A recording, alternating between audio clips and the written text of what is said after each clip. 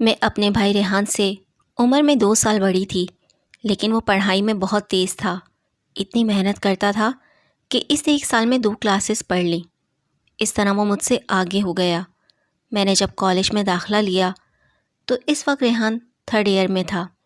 وہ تب بھی کلاس کا ہونہار طالب علم تھا، بہت جوشیلا۔ اس کو لیڈری کا بھی بہت شوق تھا۔ وہ خود کو ہر میدان میں نمایاں دیکھنا چاہتا تھا۔ والد صاحب ریحان سے خوش تھے، لیکن چاہتے تھے کہ وہ پڑھائی کے ساتھ پارٹ ٹائم جاب بھی کرے تاکہ اوائل عمر میں کمانا سیکھ لے۔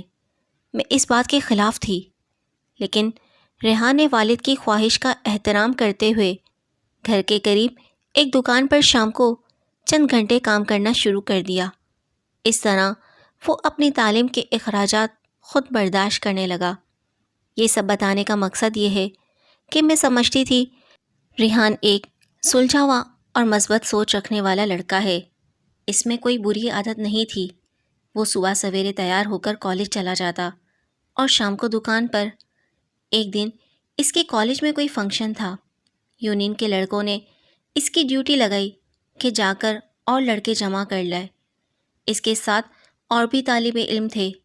جب فنکشن ختم ہو گیا تو سب لڑکے ساتھ نکلے اور بس میں چڑھ گئے۔ بس بھر گئی تو کچھ طالب علم اس کی چھت پر چڑھ گئے۔ ان میں میرا بھائی بھی تھا، جو جوش میں کھڑا ہو کر نعرے لگانے لگا۔ اتفاق سے والد صاحب نے اسے دیکھ لیا۔ انہوں نے اس وقت تو کچھ نہ کہا۔ وہ گھر آیا تو والد صاحب کسی کام سے بازار گئے ہوئے تھے۔ تھوڑی دیر بعد جو ہی وہ واپس آئے تو انہوں نے ریحان سے پوچھا، کیا تم نے کس کی اجازت سے یونین میں حصہ لیا تھا؟ بھیا نے کوئی جواب نہ دیا۔ تب انہوں نے ریحان کو بہت مارا اور کہا کہ آج کے بعد تم کالج نہیں جاؤ گے۔ اس کے بعد ریحان نے بہت کوششیں کی، لیکن والد صاحب نے اجازت نہ دی۔ اس طرح 3 ماہ کا عرصہ بیت گیا۔ وہ مایوس ہو گیا۔ پہلے اس کا دل پڑھائی میں اٹکا رہتا تھا، گھر پر بھی کتابیں لیے بیٹھا رہتا تھا، مگر اب اس کا دل پڑھائی کرنے کو بھی نہیں چاہتا تھا۔ میں اس کی ذہنی حالت یہاں رقم نہیں کر سکتی کہ ان دنوں وہ کتنا پریشان تھا۔ اس کے چہرے پر اداسی کے گہرے بادل چھائے رہتے اور آنکھوں میں ساون کی نمی محسوس ہوتی تھی، لہجے میں تلخی رچی ہوتی۔ یہ سب دراصل کالج نہ جا پانے کا رد عمل تھا۔ ابو بھی اپنی جگہ درست تھے۔ کہتے تھے کہ اس کو لیڈری کی چاٹ لگ گئی تو میں اپنے بیٹے سے ہی ہاتھ نہ دھو بیٹھوں۔ مجھے یہ تعلیم سے زیادہ پیارا ہے۔ یہ سب پیار کا انداز ہوتا ہے۔ شاید میرے والد کو بیٹے سے پیار کا یہی انداز ٹھیک لگا کہ انہوں نے ریحان کو گھر میں قید کر لیا۔ خدا جانے وہ زمانے کے حالات سے اس قدر خوفزدہ کیوں تھے۔ حالانکہ زندگی اور موت تو خدا کے اختیار میں ہے، مگر وہ ہر ایک سے کہتے تھے کہ ریحان نوعمر ہے، نوجوان ہے، جوشیلا ہے۔ میں اس کو حالات کے سپرد نہیں کر سکتا۔ حالات بے رحم ہوتے ہیں، یہ بوڑھے والدین پر مہربان نہیں ہو سکتے۔ میں تعلیم کی خاطر بچے کو کھونا نہیں چاہتا۔ ریحان بھائی نے مایوس ہو کر پڑھائی کا خیال دل سے نکال دیا۔ اب وہ صبح سے رات 9 بجے تک ڈیوٹی دیتے۔ انہی دنوں ایک لڑکی جس کا نام فرحانہ تھا دکان پر آنے لگی۔ اس نے میرے بھائی کو غالباً پسند کر لیا تھا۔ بہانے بہانے دکان پر آتی۔ ریحان نے بھی اس کا نوٹس لے لیا۔ وہ ان دنوں بہت بجھا ہوا تھا، غالباً کسی ذہنی سہارے کا متلاشی تھا۔ فرحانہ اس کے لیے ایک اچھا سہارا ثابت ہوئی۔ وہ اسے تحفے دینے لگا۔ وہ بھی ریحان کے لیے کچھ نہ کچھ لاتی۔ اس کا گھر ہماری گلی میں تھا، اسی وجہ سے ان کی دوستی مجھ سے چھپی نہ رہ سکی۔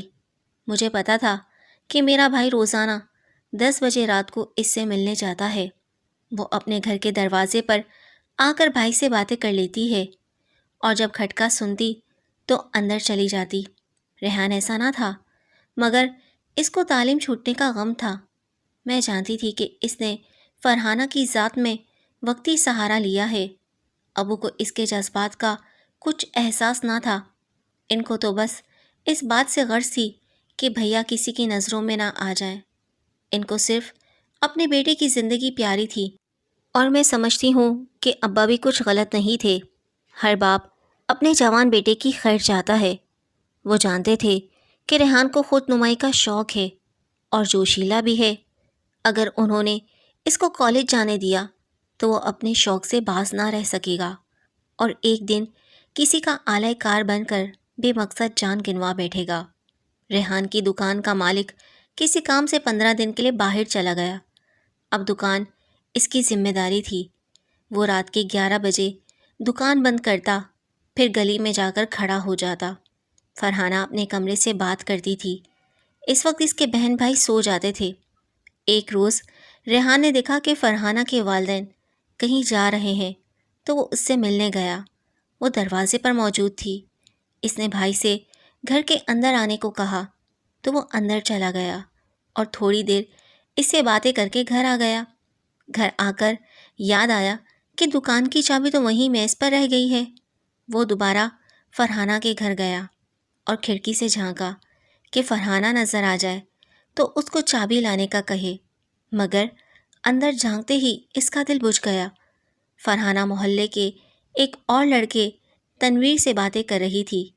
اس کے والدین ابھی تک گھر نہیں آئے تھے، گویا وہ ہر کسی سے یوں ہی بات کر لیتی تھی۔ وہ یہ دیکھ کر پریشان ہو گیا اور اس کے دماغ سے محبت کا خمار اتر گیا۔ وہ سمجھ گیا کہ یہ لڑکی بس ایسی ویسی ہی ہے کہ جو مل جائے اسی سے بات کر لیتی ہے۔ اس نے چابی بھی نہ لی اور الٹے قدموں لوٹ آیا۔ سارا وقت پریشان رہا۔ صبح اس نے مجھ سے کہا، ماہم، فرحانہ کے گھر میری دکان کی چابی رہ گئی ہے، وہ لے آؤ۔ میں گئی تو فرحانہ نے مجھے چابی تھما دی لیکن کچھ نہ کہا۔ اس کے بعد بھائی نے پھر کبھی اس لڑکی سے بات نہیں کی۔ انہوں نے تو اس کے ساتھ ناتا اسی لیے باندھا تھا کہ وہ عمر بھر کا ساتھ چاہتے تھے۔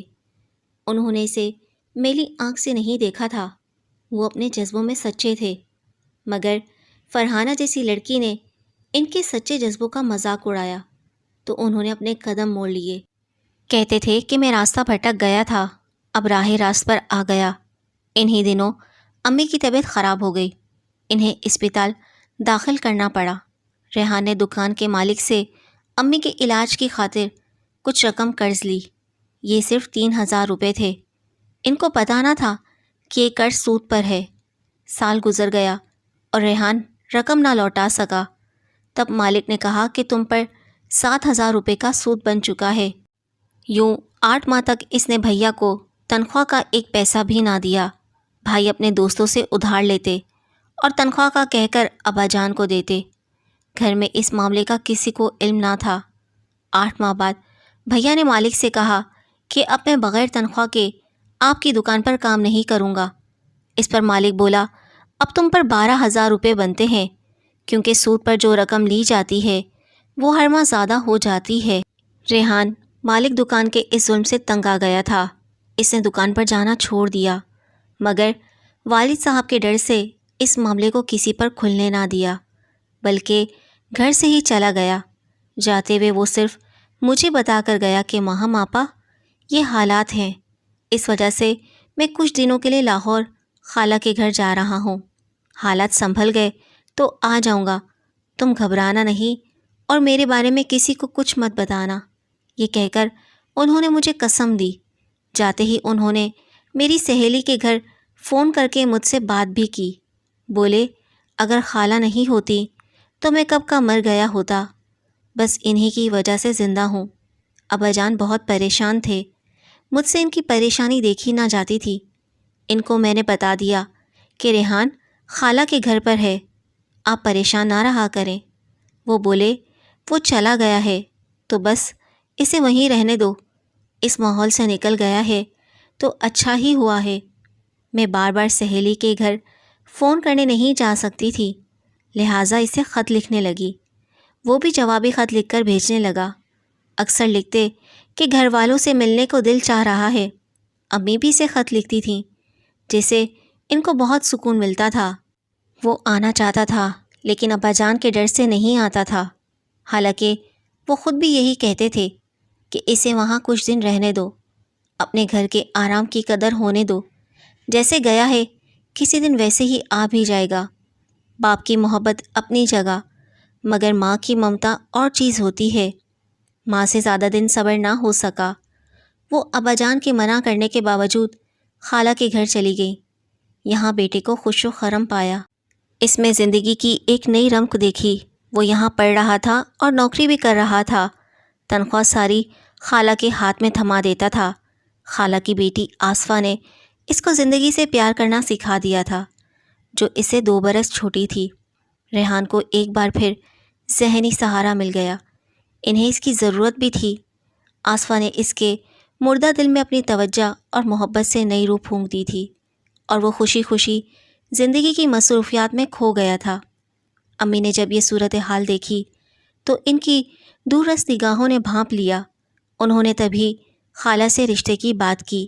وہ تو خود یہ چاہتی تھیں کہ ریحان جیسے شریف، ہونہار اور اچھے لڑکے سے ان کی بیٹی کا رشتہ ہو جائے۔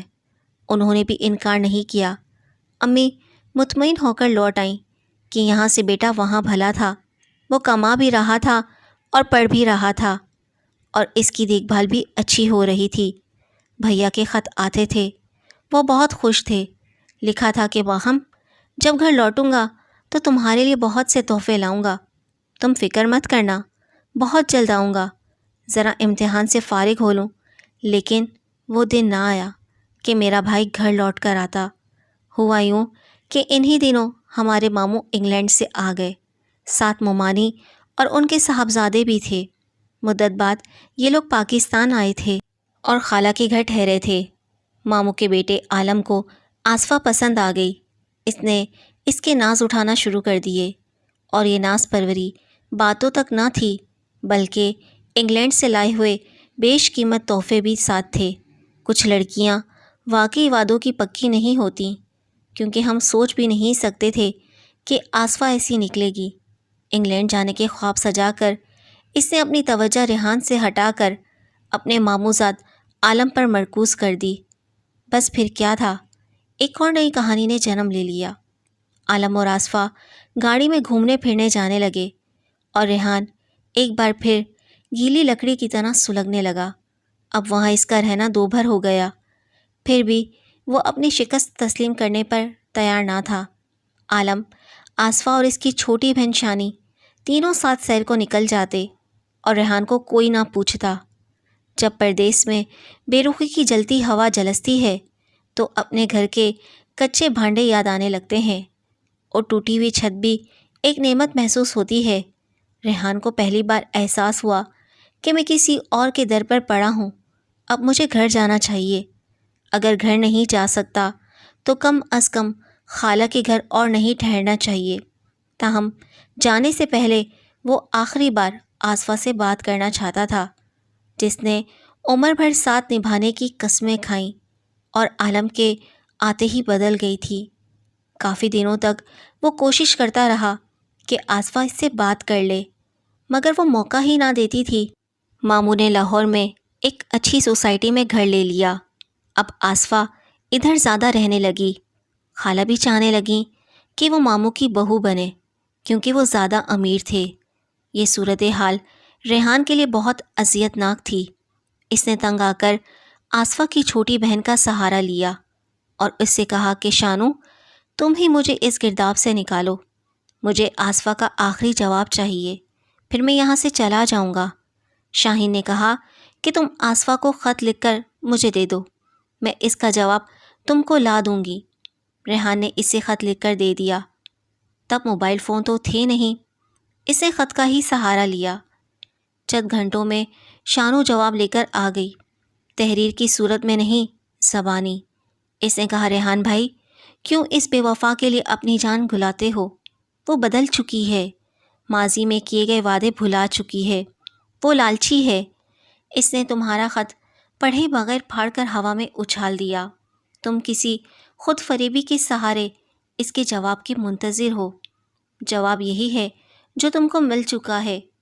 ریحان کے لیے یہ جواب کافی تھا، پھر بھی دل خود فریب تھا۔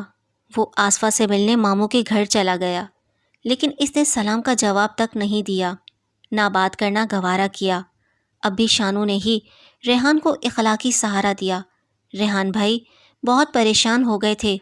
ان کو اداس دیکھ کر شانو بھی رونے لگی، بولی، بھیا بہتر ہے آپ واپس اپنے گھر چلے جاؤ، میری بہن کو تم سے نہیں قیمتی تحفوں سے پیار ہے، وہ دولت سے محبت کرتی ہے، تم اس کا خیال چھوڑ دو۔ ریحان کے دل کو دوسری بار چوٹ لگی، اس کو لڑکی ذات سے ہی نفرت ہو گئی اور وہ خالہ کے گھر سے چلا گیا، خدا جانے کہاں۔ اس کے بعد میرا بھائی بھی لوٹ کر نہیں آیا۔ ابا جان اس کی راہ تکتے تکتے بیمار پڑ گئے، امی کی آنکھوں میں موتیا اتر آیا، میں رو رو کر دیوانی ہو گئی، دن رات دعائیں مانگتی، مگر بھیا کو نہ آنا تھا، وہ نہ آیا۔ پہلا سال تو ہمارا انگاروں پر گزر گیا۔ 1 سال کے بعد ہمیں اس کا خط ملا کہ وہ روس میں ہے۔ خدا جانے وہ روس کیا کرنے گیا تھا، جہاں سخت سردی ہوتی ہے، وہاں کوئی اپنا نہیں ہوتا۔ پھر بھی ہم نے خدا کا شکر ادا کیا کہ اس کی طرف سے ہمیں خیر و سلامتی کا خط تو ملا ہے۔ اس کے بعد امید بندھی کہ وہ کسی نہ کسی دن آ جائے گا۔ اس آس پر دن گزرتے گئے، لیکن اس کو نہیں آنا تھا، وہ نہ آیا۔ شاید اس کا اپنوں پر سے اعتماد ہی اٹھ گیا تھا، پہلے اس کا اپنے والد پر سے، جنہوں نے اپنی محبت کی وجہ سے اسے تعلیم سے دور کر دیا، پھر اس کا محبت کی سچائی سے ہی اعتماد جاتا رہا کہ لڑکیاں ہوتی ہی دولت کی پجاری ہیں، یہ محبت نہیں کرتی، مالدار حیوان ساتھی ڈھونڈتی ہیں۔ جن کی محبت کے سہارے اس نے زندگی کی تلخیوں کو کم کرنے کی کوشش کی، انہوں نے ہی دھوکہ دیا۔ فرحانہ کی حقیقت عیاں ہو گئی تو میرے بھائی کے دل پر چوٹ لگی، لیکن اس نے اپنی خالہ اور ان کی بیٹی کو اپنا غمگسار سمجھ کر تمام محرومیوں کو بھلا دیا۔ کاش وہ اس کے ساتھ وفا کرتی تو آج میرا بھائی ملک چھوڑ کر کسی گمنام سرحد کی سمت نہ جاتا۔ خدا جانے آج میرا بھائی کہاں ہے، اس کو گئے کئی برس ہو چکے ہیں۔ امی اس کو یاد کر کے ٹھنڈی آہیں بھرتی اور ابا ہاتھ ملتے ہیں کہ کاش میں اسے کالج سے نہ ہٹاتا، بے شک وہ طالب علم لیڈر بن جاتا، ہم سے اس طرح تو جدا نہ ہوتا۔ ریحان بھائی نے شروع میں ہم کو 2-4 خط لکھے، اس کے بعد ان کا کوئی خط نہ آیا۔ ان کے دوستوں کا خیال ہے کہ روس سے بھی آگے کسی اور ملک چلا گیا ہے۔ کوئی قیاس کرتا کہ شاید کسی ملک کی سرحد غیر قانونی طریقے سے پار کرتے پکڑا گیا ہو، جیل میں ہوگا، یا خدا نہ کرے کہ سرحد پار کرتے ہوئے گولی مار دی گئی ہوگی۔ ایسی باتیں تو ہو سکتی ہیں، لیکن ہم گھر والے تو ان باتوں کا تصور بھی نہیں کرنا چاہتے۔ میری تو دعا ہے کہ میرا بھائی جہاں بھی ہو خیریت سے ہو۔ انسان زندہ ہو تو کبھی نہ کبھی واپس آ ہی جاتا ہے۔ جب میں اپنے بھائی کی زندگی پر نظر ڈالتی ہوں تو سوچتی ہوں کہ اس کو کچی عمر میں ذہنی دھچکے ملے، جب وہ ابھی پوری طرح باشعور نہ تھا، تبھی وہ ہم سے اور گھر سے دور چلا گیا۔ خدا کرے ہمارے ملک کے حالات ٹھیک رہیں اور یہاں نوجوان نسل کو سکون ملے، تو وہ کبھی اپنا گھر، اپنا شہر اور اپنا وطن چھوڑ کر کہیں نہ جائیں گے، نہ والدین کو جدائی کا درد سہنا پڑے گا۔